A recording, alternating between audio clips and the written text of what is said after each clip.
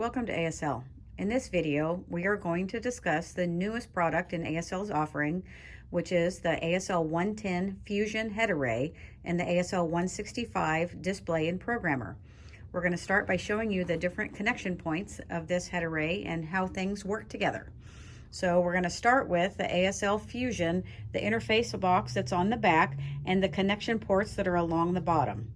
So if I am actually using this Fusion Display Programmer, the 165, to program my chair, and a patient doesn't need this as a visual display, I can actually just unplug this and keep it with me, or keep it in the clinic for the next person that I want to adjust their, customize their headrest for them. On this side, I actually have the Bluetooth pair button and a Bluetooth light that will flash when I have Bluetooth on. On this side, I have the ability for me to plug in a mono jack switch here that will do mode port, and a switch into the user port. And where this, on the Fusion head array, it works differently than on an Atom head array. I can actually use one switch to do all the functions of my wheelchair. Before this, we used to have two switches to make that happen, and we've actually can do that with one now. I have an on-off button for a tinted on-off button. There's a power light when I have this powered up. And this window right here is a dimmer. So if I go into a room that is darker, it'll actually dim that power light so it's not quite so bright.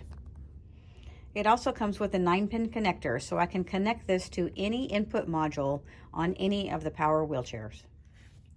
In this video, we're going to show you how you can use the ASL 165 as a visual display, and with one single switch, how your patient can navigate through all the functions of your wheelchair. We are showing this particular video on an Invacare chair with an SP2 with Lynx Electronics. And we're going to show you how you can, with a single switch, this switch is called the Pulse, be able to navigate through the menus of this electronics. So we're going to start by turning it on. And when it powers up, there's a screen that says Fusion. This does a double check to say that everything is okay. And you can see my chair has powered up with a display, and I have my Fusion has powered up to what's called power on and off. So what happens when this is used as a visual display? If I activate my switch in a momentary way, so a quick switch activation, when power on off is on the top line, what happens is my Fusion turns off. So the power to the headrest is off.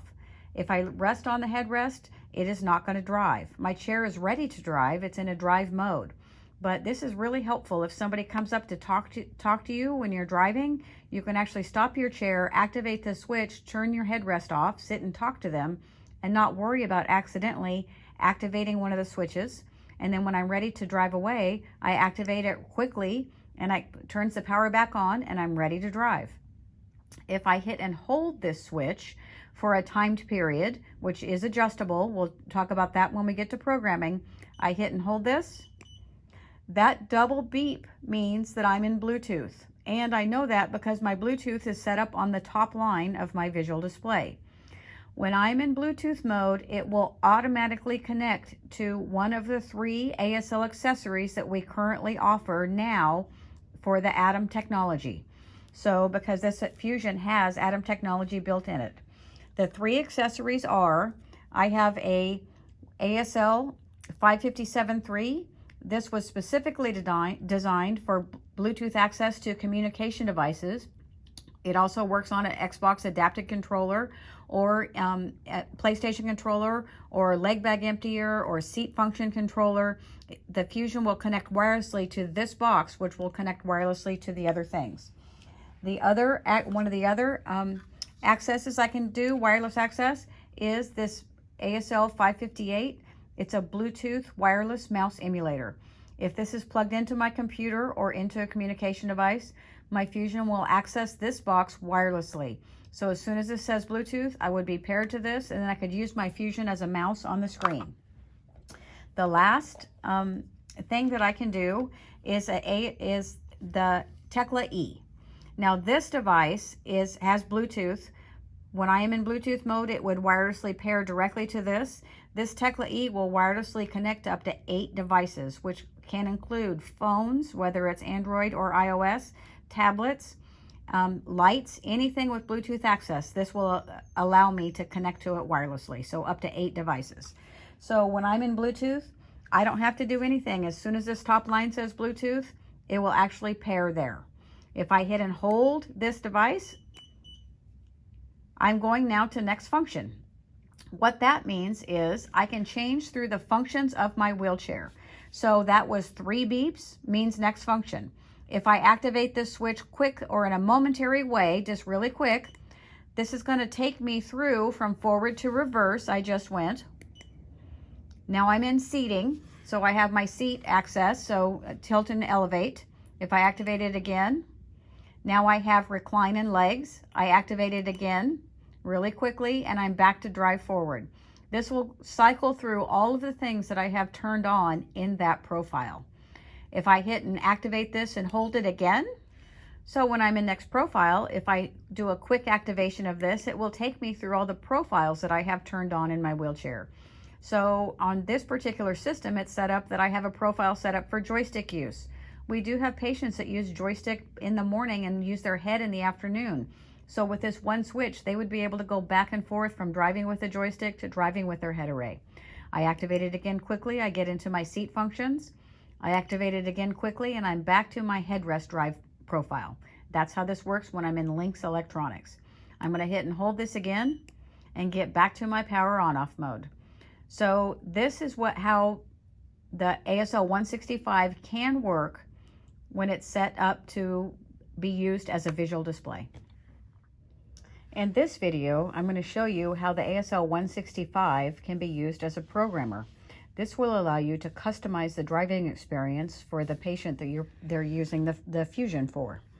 So first of all, these 2 buttons right here on the side, they're little dots. If I push and hold these for 3 seconds, it changes my screen into a programmer. So this is a touchscreen programmer that I can use both a combination of the buttons and the pad, the boxes, to be able to change my settings.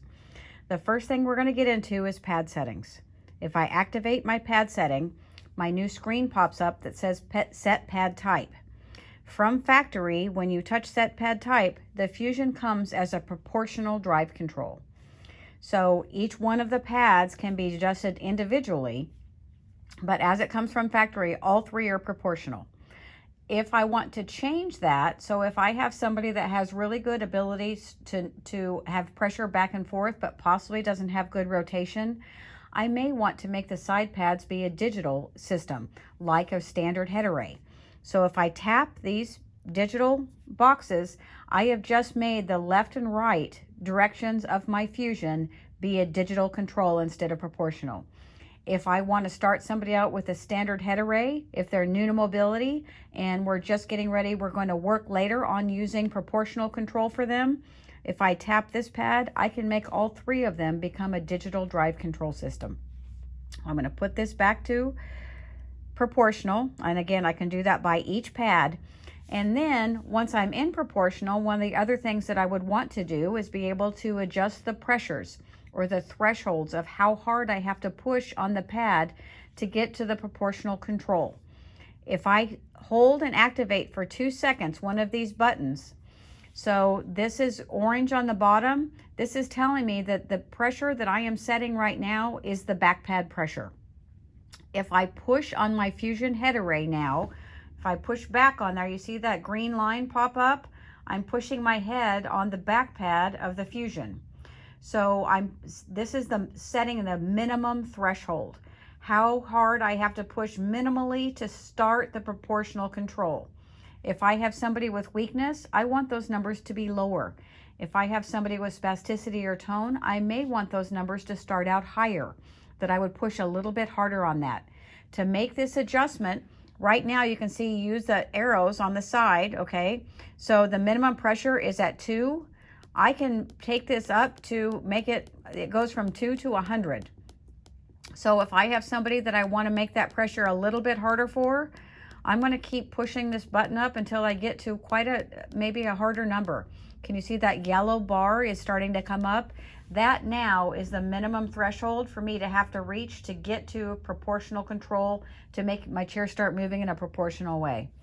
I'm going to bring this back down to 2. So 2 is something that I would use for somebody that has weakness or somebody that has really good head control and they can't push a lot of pressure on the back pad. So I'm going to get down to a pretty low pressure. If I hit OK on this, now I can set the maximum amount of pressure applied. So again, if I push on that back pad, I can see how hard someone can push on this. If I have somebody with weakness, I probably want that threshold to be lower. But if I have somebody that, again, has some spasticity or tone, I may want them to push a little bit harder into that pad, and I can do the same thing.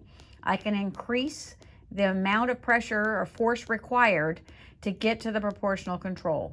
So right now I'm at 45. Did you see that little dial is dialing back?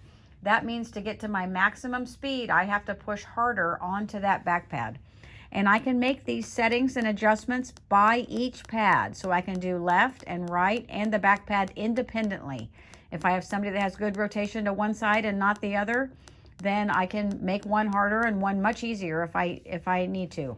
So again, if I wanted to adjust the right hand side, I would activate that. And you can see now that this is orange on the side. That means I'm adjusting the pressure on the right pad for somebody. Okay. So now I'm going to go in the set pad direction.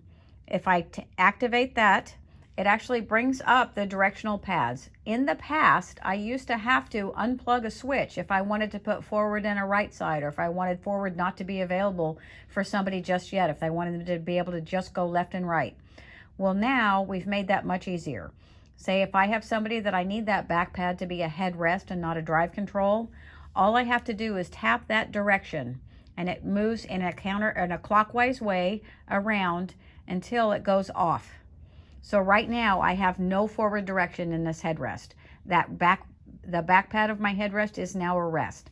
If I want to give somebody forward, I can make this right direction be forward by just touching. Every time I tap, it goes 1/4 around a clockwise way.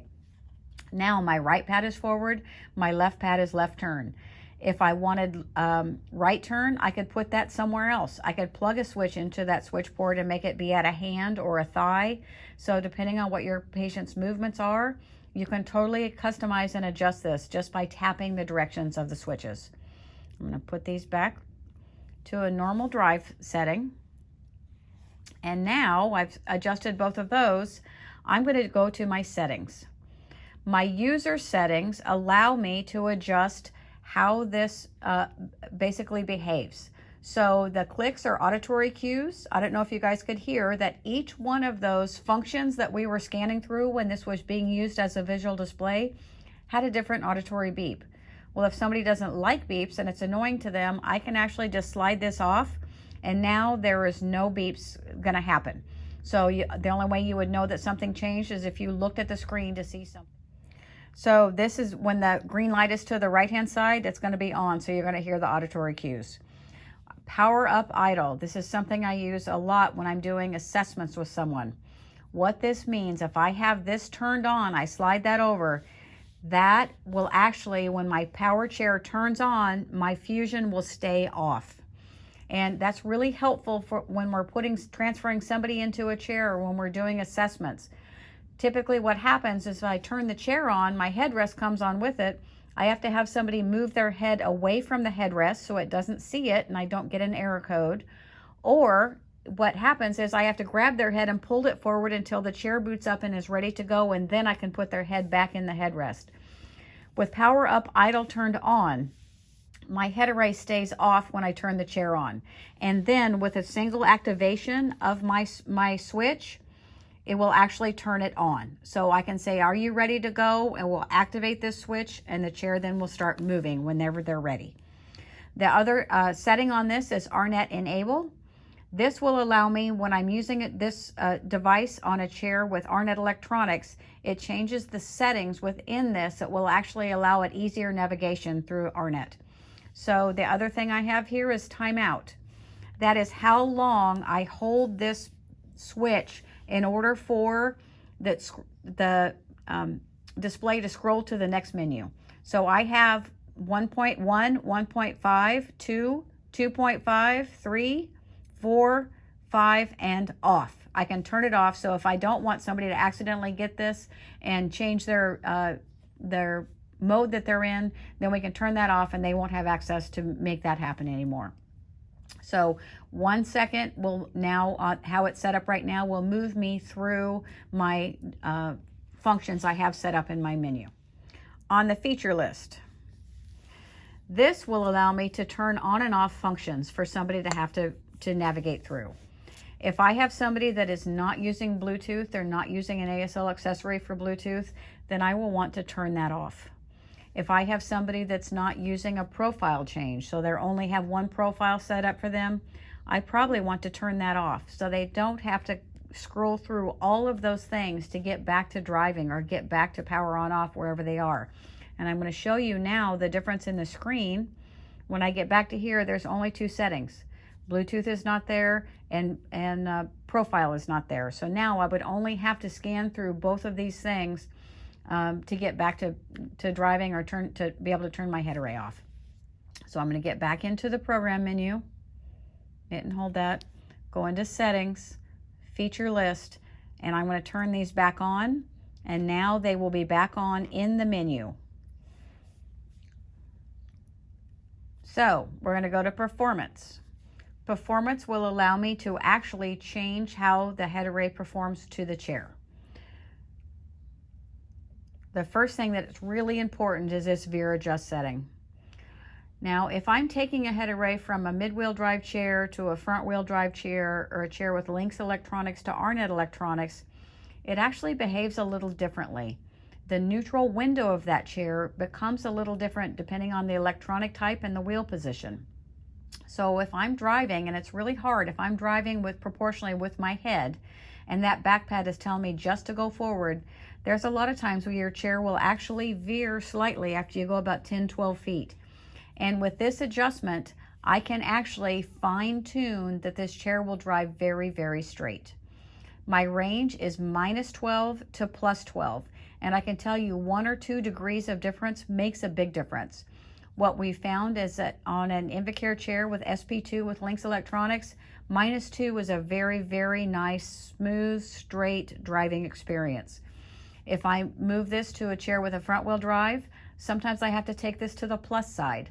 So again, just a few, but it does make a big difference, and it really helps with people having to course correct, which is really, really hard for people to do. Okay. Set minimum speed. With this setting, we have really done a lot of testing with this Fusion head array. And one of the things that we have really worked with is the driving experience. How to make this the smoothest drive control possible. And what we have really decided is that if you are using this in a proportional way, the first 20% of your speed is digital. So again, it's like proximity. So I get near it and it starts moving. This aids with your ability to be able to actually go slow, which is one of the hardest things to do when you're working with a system that has proportional control at your head. So trying to keep your head exactly at one speed or one place to be able to go kind of slow and walk along with somebody at a slower pace if I needed to. After that 20%, if I push back into the pad, is where I get my proportional control. So, but that is adjustable and settable. Sometimes people don't like 20%. Sometimes it's too much. Sometimes it's too little.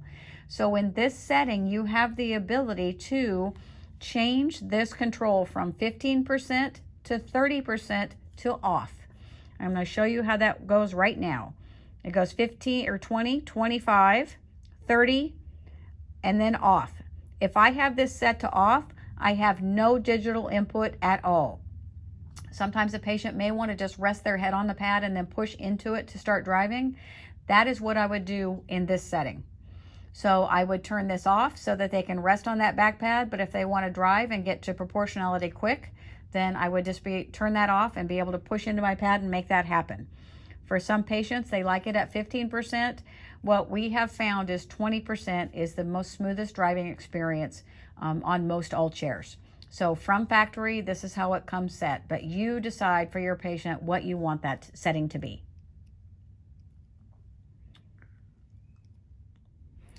when I activate the More button, I get into a diagnostic screen.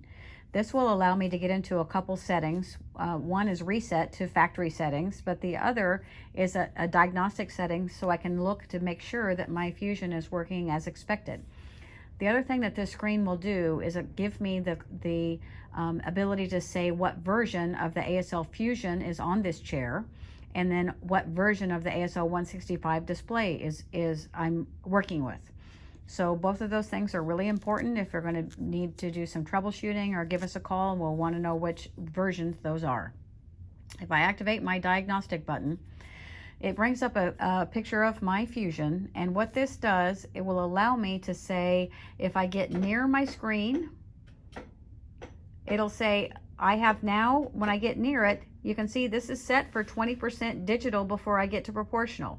So if I touch that, it'll tell me it's actually doing the correct setting. It's going 20% on each pad, the back pad, the side pad.